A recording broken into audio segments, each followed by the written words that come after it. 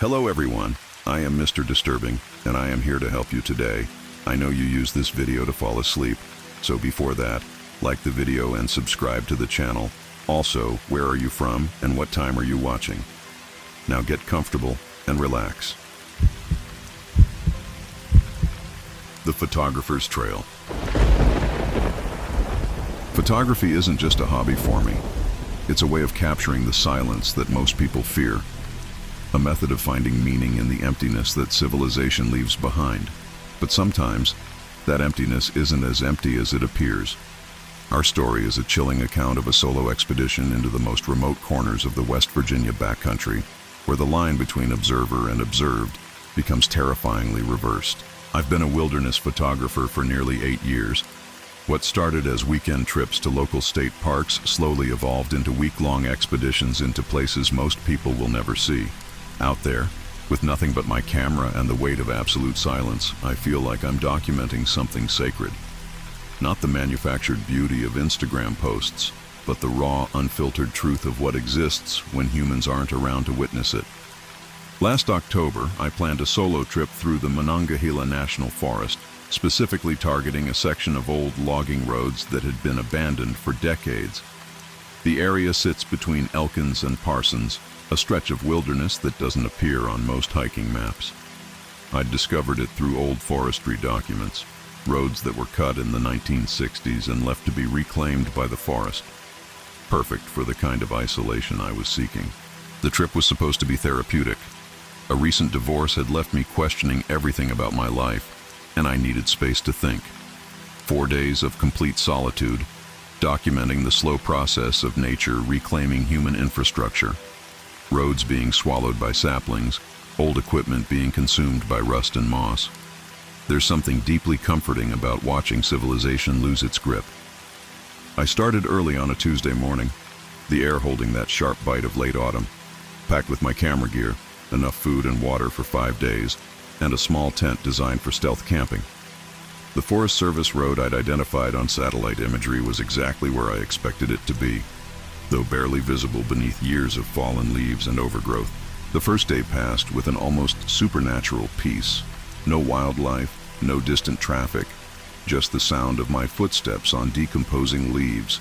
I documented everything: rusted machinery half buried in undergrowth, road markers overtaken by Virginia creeper, the slow dance of decay that most people never witness.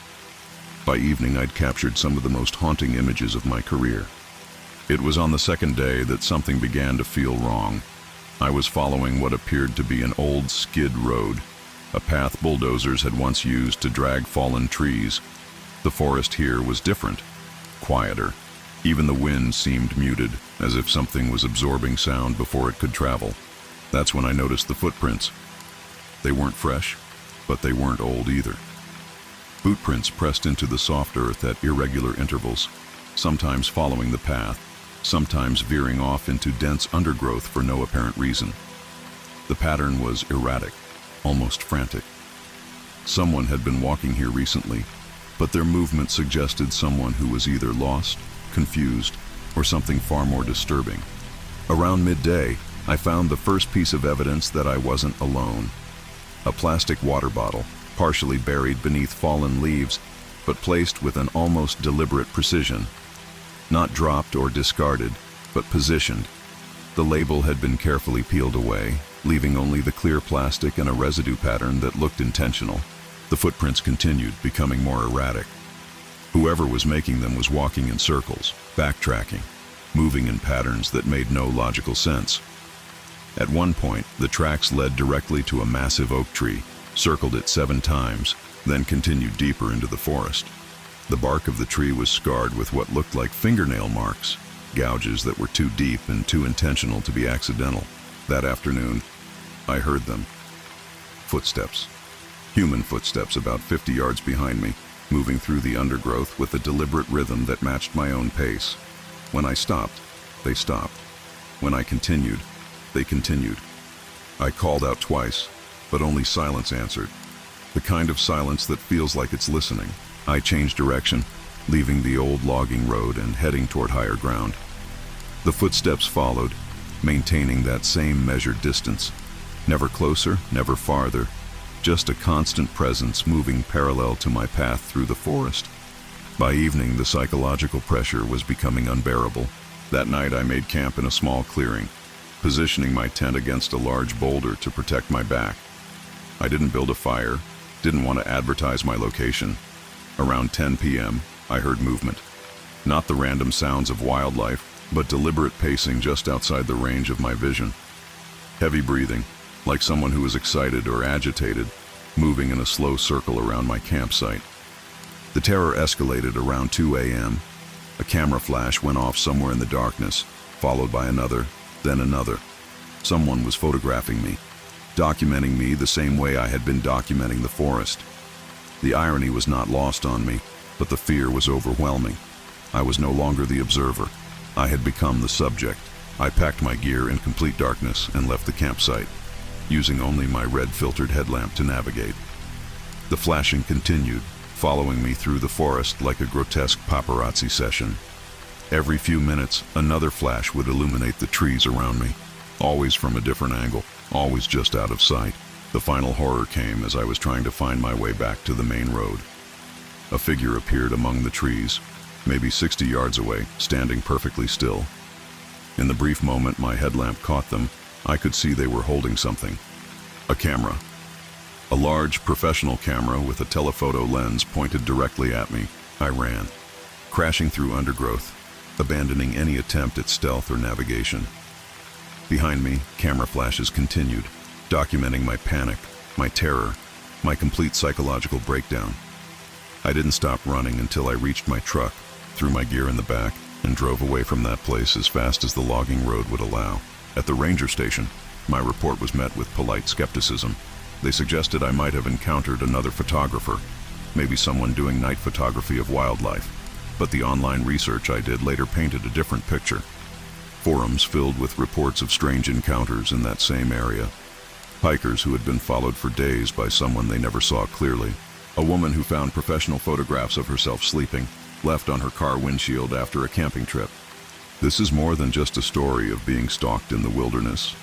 It's evidence of something predatory existing in the spaces between civilization and nature, something that hunts with technology, that documents its prey with the same tools we use to document beauty. A predator that understands the psychology of isolation and uses it as a weapon. Some photographs capture moments, others capture victims. And in the most remote corners of the Appalachian Mountains, someone is always watching, always documenting, always waiting for the perfect shot. I never believed in the stories the old-timers told around here.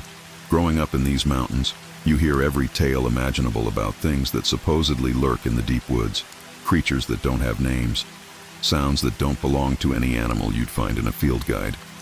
But I was always the practical type, the kind of person who needed proof before I'd believe anything. That was before last October.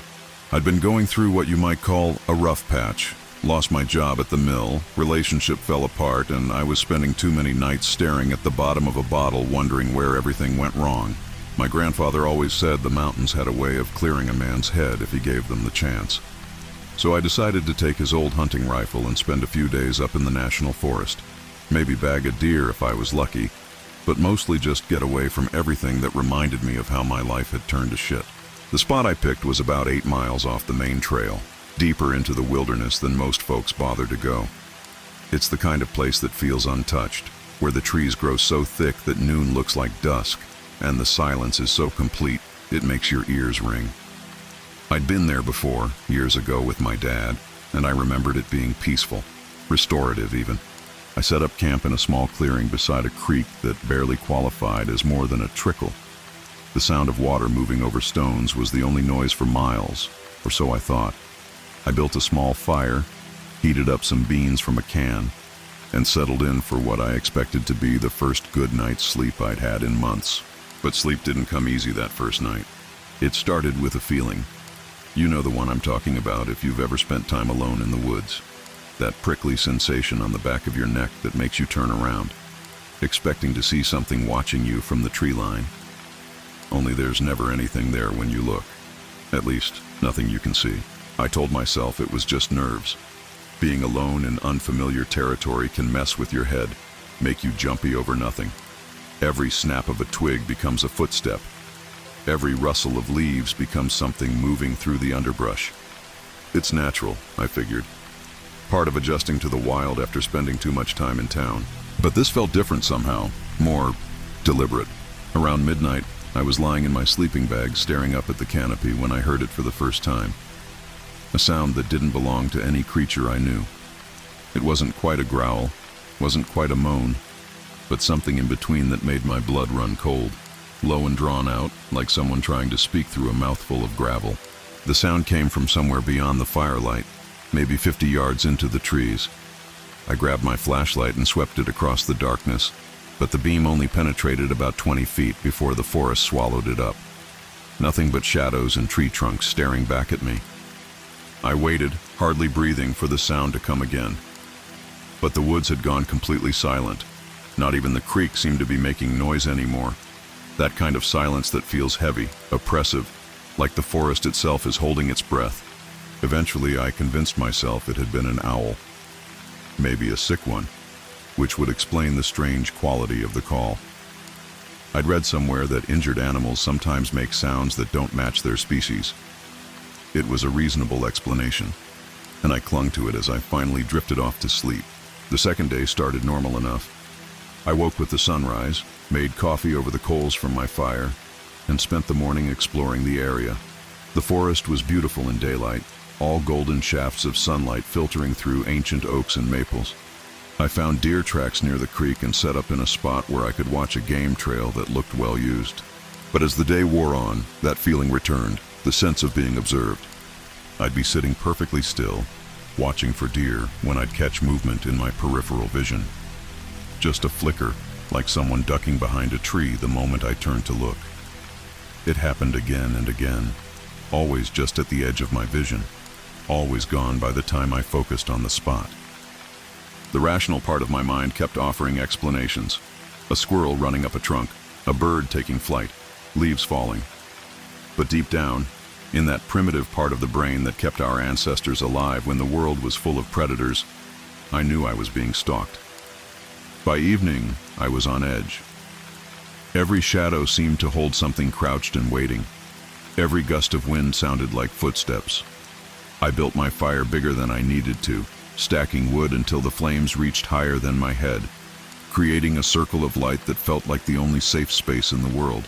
That's when I realized the forest had gone quiet again. No insects chirping, no night birds calling. Even the creek seemed muted, as if something had thrown a heavy blanket over the entire wilderness. And then I saw it. At first, it was just a shape at the very edge of the firelight, tall and dark, standing between two trees about 30 feet away. My first thought was that it was another camper, maybe someone who'd seen my fire and was approaching to say hello. But as I stared, trying to make out details, I realized the proportions were all wrong.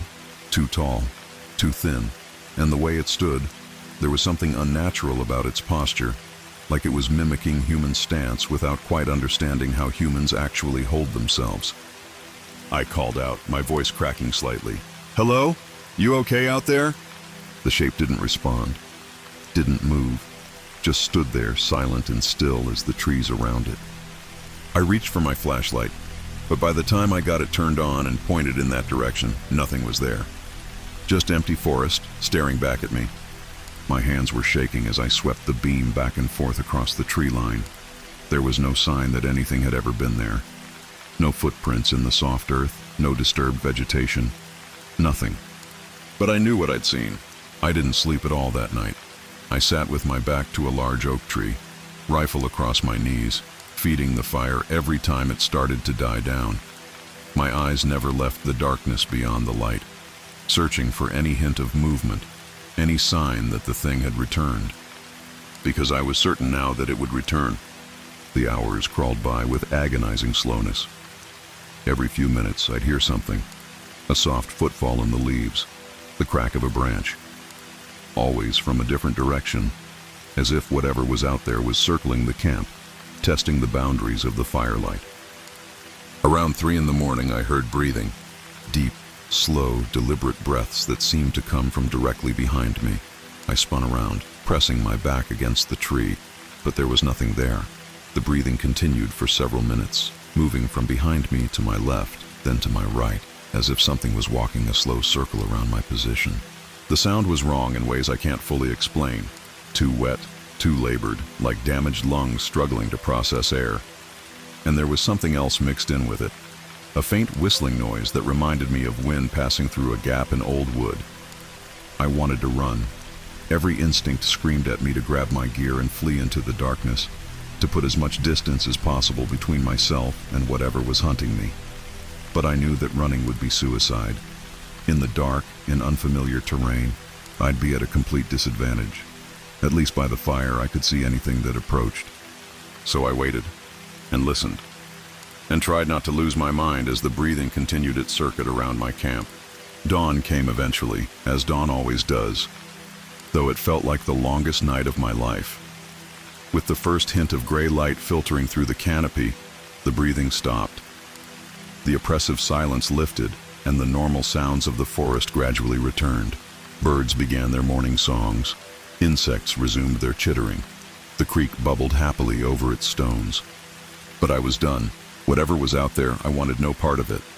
I broke camp as quickly as I could, stuffing everything into my pack with hands that still trembled from the night's terror.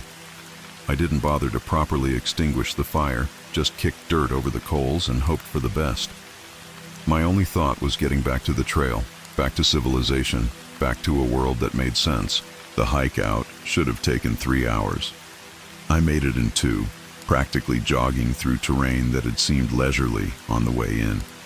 Every few minutes, I'd glance over my shoulder, expecting to see something following me. But the forest appeared empty, almost mockingly normal in the morning light. It wasn't until I reached my truck that I allowed myself to breathe normally again. I threw my gear in the back, started the engine, and drove away from those mountains without looking back. I told myself I'd imagined the whole thing. Stress, alcohol withdrawal, too much time alone with my thoughts. The mind can play terrible tricks when you're not taking care of yourself. It was the only explanation that allowed me to function. But deep down I knew better. I've done some research since then.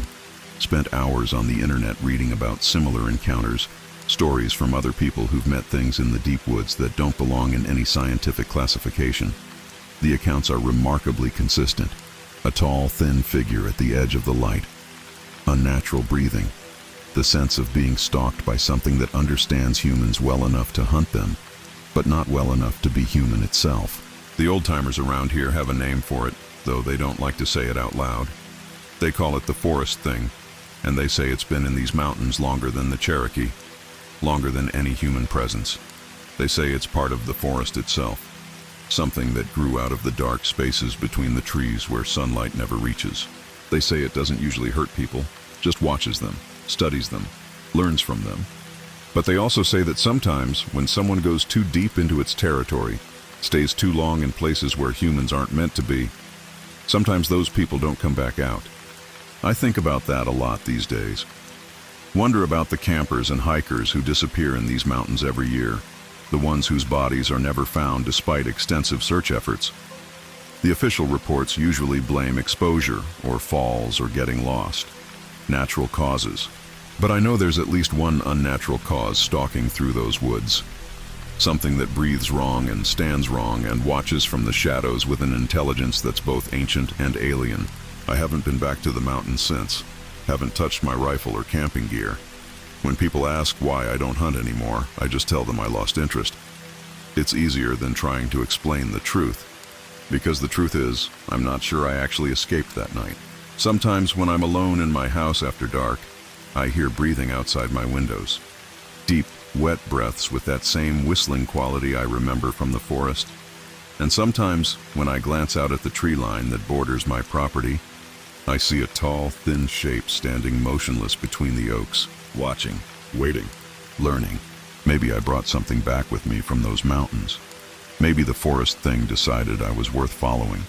Or maybe my mind finally snapped from everything I've been through, and now I'm seeing monsters where there's nothing but shadows and wind. I honestly don't know which possibility scares me more. What I do know is this. If you ever find yourself alone in the deep woods and you get that feeling that something's watching you from the darkness, don't ignore it. Don't rationalize it away. Don't tell yourself it's just nerves or imagination. Trust that primitive part of your brain that kept your ancestors alive when the world was full of things that hunted in the dark. Because some things never stopped hunting, and they're very, very patient. The cabin rental listing had looked perfect online. Rustic but comfortable, tucked away in a valley deep in the Appalachian mountains of West Virginia, far enough from civilization to guarantee the peace and quiet Sarah and I desperately needed. We'd been together for 3 years, and the last 6 months had been brutal on both of us. My advertising job was consuming every waking hour, and Sarah's nursing shifts at the hospital were leaving her exhausted and emotionally drained. We weren't fighting exactly, but we weren't really talking either. We'd become two people sharing the same apartment, passing each other in hallways like polite strangers. The cabin felt like our last chance to reconnect, to remember why we'd fallen in love in the first place. The drive up the mountain took longer than expected. The main road gave way to a state highway, which gave way to winding county roads that seemed to grow narrower with each mile. Eventually, we found ourselves on what was barely more than a dirt track, climbing steadily through dense forest that pressed in on both sides like living walls. The GPS signal died about 10 miles from our destination, but the rental company had provided detailed directions. Turn left at the dead oak, right at the rusted mailbox. Follow the creek until you see the cabin.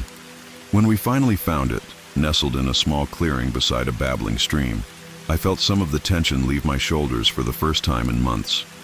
The place was exactly as advertised. A traditional log cabin with a green metal roof, wraparound porch, and windows that caught the late afternoon sunlight like amber gems. Smoke drifted from the stone chimney, suggesting the owners had prepared the fireplace for our arrival. Sarah squeezed my hand as we got out of the car. The silence was profound after months of city noise. No traffic, no sirens, no construction. Just the sound of water moving over stones and wind sighing through the pines. The key was where they'd said it would be, under a decorative rock beside the front steps. The door opened easily, revealing a cozy interior that smelled of wood smoke and something that might have been cinnamon. Hardwood floors, exposed beams, furniture that looked handmade from local timber. A stone fireplace dominated one wall, with a fire already crackling behind the screen. The bedrooms were upstairs, connected by a narrow hallway lined with old photographs of the mountains. The main bedroom had a king-sized bed with a patchwork quilt and windows that looked out over the stream. Perfect for watching the sunrise, I thought. We spent the first evening unpacking and exploring.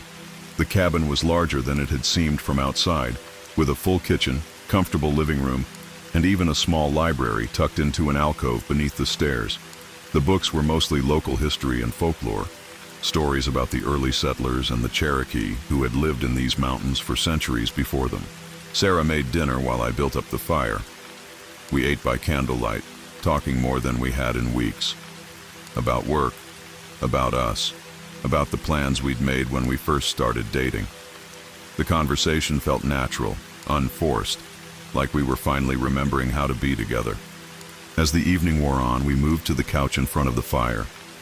Sarah curled up against my side, and for the first time in months, everything felt right. This was what we'd needed. Time away from the pressures and distractions of our normal lives. Time to focus on each other. Around 10 o'clock, Sarah went upstairs to get ready for bed. I stayed by the fire, finishing a glass of wine and listening to the sounds of the mountain night. Owls calling from the forest, the stream murmuring its endless song, the occasional crack of settling wood. That's when I heard the first sound that didn't belong. It was subtle, almost lost beneath the other nighttime noises. A soft scraping, like something being dragged across wood. It seemed to come from outside, somewhere near the front of the cabin. I muted the fire with the screen and went to the front window, but the darkness beyond the glass was complete. No moon, no stars visible through the canopy, just black shapes that could have been trees or rocks or something else entirely. The scraping sound came again, closer this time, definitely on the porch. I grabbed a flashlight from the kitchen and opened the front door. The beam revealed nothing but empty wooden planks and the two rocking chairs we'd admired earlier. But as I swept the light across the area, I noticed something odd. The decorative rock where we'd found the key had been moved. Not far, just a few inches from its original position, and there were marks in the dust around it, as if someone had been searching for something. I told myself it was probably an animal. Raccoons were notorious for getting into anything that might contain food, but raccoons didn't typically move heavy rocks around. Sarah called down from the bedroom, asking if everything was okay. I took one more look around the porch, then locked the door and headed upstairs. The bed was incredibly comfortable, and Sarah was already half asleep when I slipped under the covers. I lay there for a while, listening to her breathing and the constant background noise of the stream. Eventually, the wine and the mountain air did their work, and I drifted off. I woke sometime in the early morning hours to the sound of Sarah trying to get out of bed. She was sitting on the edge of the mattress, looking confused and slightly panicked. "The bathroom door was closed," she whispered, "but it had been open when we went to sleep, and now it wouldn't budge." I got up and tried the handle myself. It turned freely, but the door wouldn't open. It felt like something was holding it shut from the other side, but that was impossible. The bathroom was tiny, with nowhere for anything to hide. I put my shoulder against the door and pushed. Still nothing. Then I tried pulling instead of pushing, and it opened easily. Too easily, like whatever had been holding it closed had suddenly let go. The bathroom was empty, of course. Just a toilet, sink, and shower stall. No windows, no other way in or out. But the air inside felt cold, much colder than the rest of the cabin. Sarah used the bathroom quickly and came back to bed, but neither of us slept well after that. Every small sound seemed amplified in the darkness. Every creak of the old building made us tense. When morning came, we laughed about it over coffee. Old buildings settled in strange ways, especially in the mountains where temperature changes could be dramatic. The bathroom door had probably just swollen in its frame from humidity. It happened all the time in older construction. We spent the day hiking a trail that started behind the cabin and wound up the mountainside through groves of ancient oaks and maples. The forest was beautiful in the autumn light, all gold and crimson and amber. We found a small waterfall about 2 miles up the trail and ate lunch sitting on the rocks, watching the water cascade into a pool so clear we could see trout swimming in the depths. For a few hours we forgot about the strange incident with the bathroom door. We held hands as we walked, took pictures of each other among the fall leaves, made plans for future trips to places just like this. The tension that had been building between us for months seemed to dissolve in the mountain air. But as the sun began to set and we made our way back to the cabin, I found myself glancing over my shoulder more than once. There was nothing there, just the darkening forest and the trail we'd already walked. But I couldn't shake the feeling that we were being watched. The second night started much the same as the first. Sarah cooked while I tended the fire. We ate dinner and talked about the day's hike, about the places we'd seen and the photos we'd taken. Everything felt normal, comfortable, right. But as we were cleaning up after dinner, I noticed something odd. The front door, which I distinctly remembered locking after our return from the hike, was standing slightly ajar. I mentioned it to Sarah, but she just shrugged. Maybe we hadn't closed it properly. Maybe the latch hadn't caught. Old doors in old buildings could be tricky that way. I checked the lock mechanism and found it worked perfectly. The door closed firmly. The deadbolt engaged with a solid click. There was no reason it should have come open on its own. As I was testing the lock, I noticed something else. Fresh scratches around the door frame, as if someone had been trying to pry it open from the outside. The marks were shallow but unmistakable, definitely not there when we'd arrived. I didn't mention the scratches to Sarah. She was already nervous about the bathroom door incident, and I didn't want to make things worse. Instead, I made sure all the windows were locked and checked the back door twice before we went upstairs. We went to bed earlier than usual, both of us exhausted from the day's hiking. Sarah fell asleep almost immediately, but I lay awake staring at the ceiling, listening to the sounds of the night. Around midnight, I heard footsteps on the porch. Not the scurrying of small animals or the random settling of old wood. Deliberate, measured footsteps. The kind made by someone trying to move quietly but not quite succeeding. I slipped out of bed and went to the window. The glass was cold against my face as I peered out into the darkness. At first I saw nothing. Then a shadow moved across the clearing, too tall and too purposeful to be an animal. My heart started pounding as I realized someone was out there, someone who had no business being on the property in the middle of the night. The footsteps moved around the cabin, slow and deliberate. I could track their progress by the sound, from the front porch to the side, then around to the back. Testing windows maybe, looking for a way in. I grabbed my phone to call for help, but there was no signal. We were too far from any cell tower, too deep in the mountains. We were completely cut off from the outside world. The footsteps stopped directly beneath our bedroom window. I held my breath, afraid to move, afraid to make any sound that might alert whoever was down there to my presence. Sarah continued sleeping peacefully beside me, unaware of the danger just feet away. After what felt like hours but was probably only minutes, the footsteps resumed their circuit around the cabin. Back to the front, then silence. I waited by the window for another hour but heard nothing more. Eventually, exhaustion overcame fear, and I drifted off into an uneasy sleep. When I woke the next morning, Sarah was already up, standing by the bedroom window with a cup of coffee in her hands. She looked pale, shaken. She'd heard the footsteps too. We went downstairs together and checked all the doors and windows. Everything was still locked, but there were more scratches around the front door frame. And in the soft earth beside the porch steps, we found footprints. They were large, made by heavy boots with a distinctive tread pattern. The prints circled the entire cabin, exactly matching the path I'd heard the footsteps take during the night. But they stopped abruptly at the edge of the clearing, as if whoever had made them had simply vanished into the forest.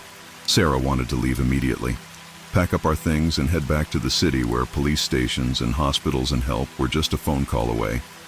But I convinced her to stay one more night. We'd come here to reconnect, to save our relationship. Running away at the first sign of trouble would accomplish nothing. Besides, I reasoned, the footprints proved someone had been there, but they'd left without trying to break in.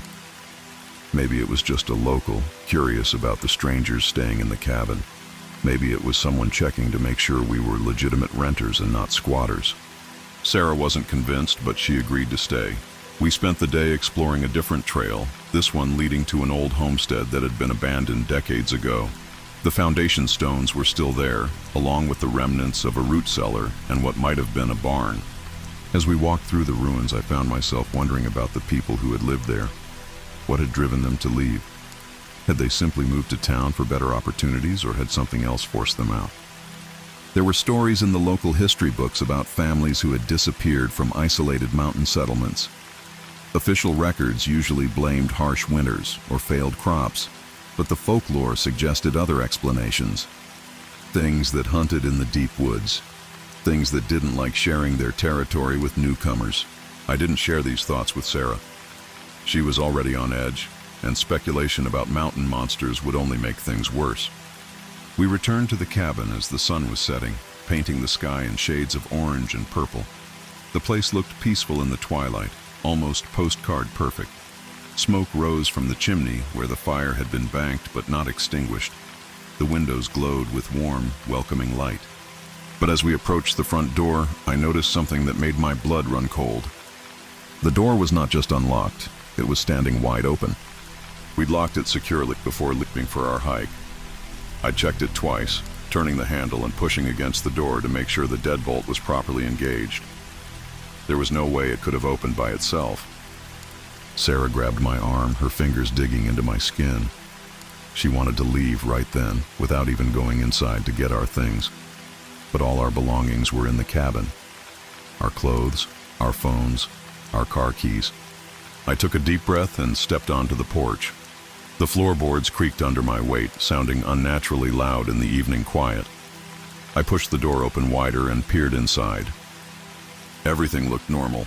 The fire was still burning in the fireplace. Our dinner dishes were still in the sink where we'd left them. Nothing appeared to have been disturbed.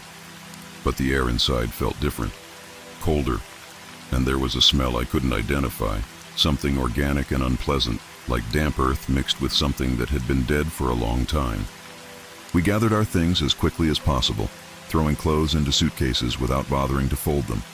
Sarah kept looking over her shoulder, jumping at every sound. I tried to project calm confidence, but inside I was terrified. As we were loading the car, I noticed something else. Fresh scratches on the door frame, deeper than the ones from the previous nights. And this time, they extended all the way around the door, as if someone had spent considerable time trying to pry it open. The scratches were too high to have been made by any normal animal. They started about 6 feet off the ground and extended upward another foot or more. Whatever had made them was tall, very tall. We threw the last of our bags into the car and got in. I started the engine and began backing out of the clearing, eager to put distance between us and whatever had been stalking us. That's when I saw it in the rearview mirror. A figure standing at the edge of the forest, just beyond the reach of the headlights. Tall and thin, dressed in dark clothing that seemed to absorb light rather than reflect it. It stood perfectly still, watching us leave. I pressed harder on the accelerator and the car lurched forward down the narrow dirt road. When I looked in the mirror again, the figure was gone. We drove in silence for the first hour, both of us too shaken to talk. It wasn't until we reached the main highway that Sarah finally spoke. She asked if I'd seen it too, the figure by the trees. I told her yes, but I lied about what I thought it was. I said it was probably just someone from the rental company, checking to make sure we were leaving on schedule. But I didn't believe that, and I don't think she did either. The truth was, I had no idea what we'd encountered at that cabin, but I knew we'd been incredibly lucky to get away. We found a motel about 50 miles down the mountain and checked in for the night. The room was clean but basic, with thin walls and a parking lot view. After 3 days in the pristine wilderness, it should have felt like a step down. Instead, it felt like sanctuary. Sarah called the rental company the next morning to report what had happened. The woman on the phone was polite but dismissive. She said they'd never had any problems with that property before. She suggested we might have been dealing with a local prankster, maybe teenagers playing jokes on city tourists. She offered to refund half our payment as a goodwill gesture, but she didn't seem particularly concerned about our experience. Her attitude suggested this wasn't the first time guests had left that cabin early with stories about strange occurrences. We drove home that afternoon, but the incident stayed with us. Sarah had nightmares for weeks, always the same dream. She was back in the cabin trying to open a door that wouldn't budge, while something waited on the other side. Something that knew she was there and was patiently working its way in. I found myself researching the area online, looking for any information about the cabin or the surrounding forest. There wasn't much. A few references to old Cherokee territories, some mention of early settlers who had abandoned their homesteads for unknown reasons. Nothing that explained what we'd experienced. But I did find one thing that made my blood run cold. A missing person report from 6 months earlier. A couple from Virginia who had rented the same cabin for a long weekend. They were supposed to check out on Sunday morning, but they never showed up at their jobs on Monday. Their car was found in the parking lot of a grocery store about 20 miles from the cabin, keys still in the ignition. The investigation concluded they'd probably gotten lost hiking and fallen victim to exposure. The mountains were full of hidden ravines and unmarked cliffs. People disappeared in the wilderness all the time. But the report mentioned one detail that made me wonder. The couple's friends said they'd been having relationship problems before the trip. They'd booked the cabin as a last-ditch effort to work things out, to reconnect away from the pressures of their normal lives. Just like Sarah and me, I never told Sarah about the missing couple. She was finally sleeping through the night again, and I didn't want to restart her nightmares. But I couldn't stop thinking about them, about what might have happened during their stay at the cabin. Had they heard footsteps on the porch? Had they found their doors mysteriously unlocked? Had they seen the tall figure watching from the forest? And most importantly, had they tried to leave when things got strange? Or had they stayed one night too long? I've done more research since then, diving deep into local folklore and historical records. The area around that cabin has a long history of disappearances. Native American oral traditions speak of something that lives in the deep forest, something that doesn't like sharing its territory with outsiders. The Cherokee called it the stalker, and they said it was patient beyond human understanding. It would watch newcomers, study them, learn their habits, and then, when they were most vulnerable, most isolated, it would make its move. The early settlers had their own stories. Families who vanished from their homesteads, leaving behind meals still warm on the table and doors standing open. Search parties would find tracks leading into the forest, but the trails always went cold after a few miles. Modern missing person reports show the same pattern. Experienced hikers and campers who simply disappear without a trace, always in the same general area, always during times when they're isolated from help. The official explanations are always rational: exposure, falls, getting lost. But the locals know better.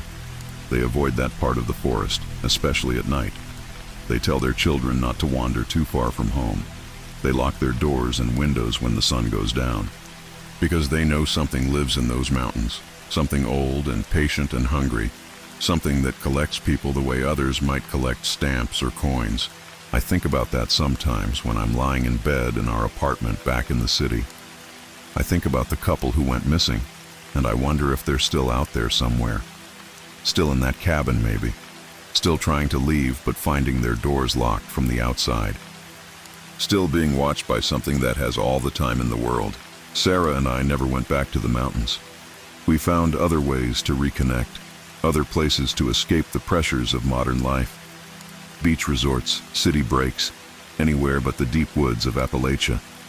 But sometimes, on quiet nights when the wind is blowing just right, I swear I can hear footsteps on our fire escape. Slow, deliberate, patient.